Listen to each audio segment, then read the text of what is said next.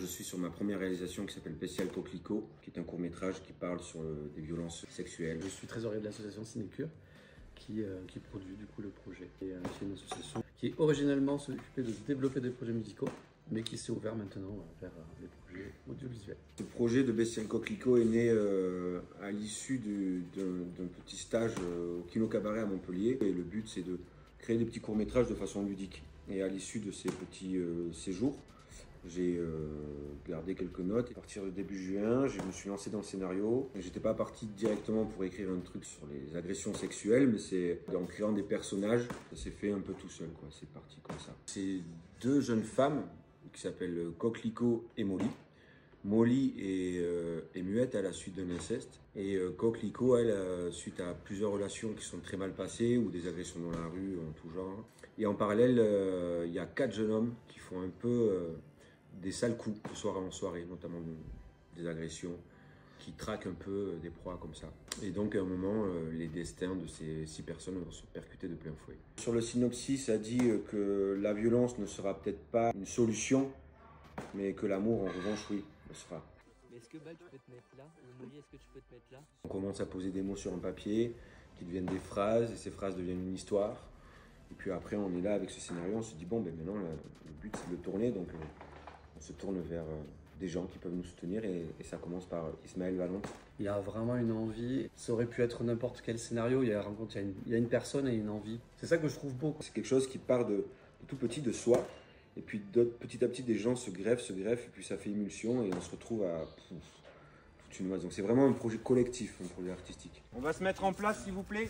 Ouais. En tant que comédien, théâtre et puis après acteur, des fois, on réalise un projet et puis les scénaristes ou le réalisateur dit ben non, finalement, je ne vais pas le balancer en festival parce que le projet ne me plaît plus ou quoi. Et donc c'est cette frustration qui, au bout d'un moment, nous amène à se dire bon.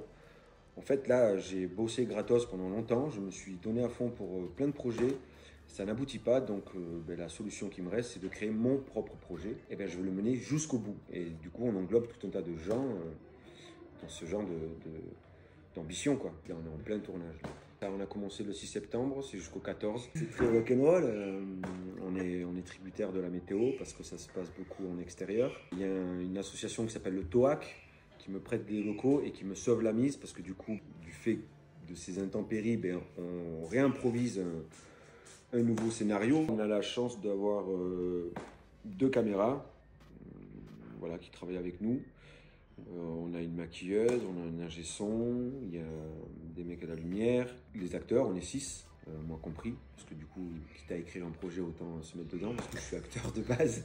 Voilà, donc on est une petite quinzaine au total. La fin de post-prod, ça serait fin janvier. Et après ça, l'idée, c'est de le balancer dans tous les festivals nationaux et pourquoi pas internationaux francophones. La finalité d'un projet audiovisuel, c'est ça, c'est qu'il tourne, que les gens voient le travail que je fais, et voient les acteurs, toute l'équipe, et que tout ça, tous les gens qui ont participé à ce projet soient mis en lumière pour ouvrir des opportunités après de carrière professionnelle. Pour tous ceux qui souhaitent effectivement nous soutenir dans ce projet et soutenir l'association Sinécure, on peut nous retrouver sur la page Instagram sinécure.art, et puis sinon il y a ma page Facebook et Instagram Balthazar Del Toro pour avoir accès à la page ProArti, la cagnotte qui soutient les projets audiovisuels et cinématographiques.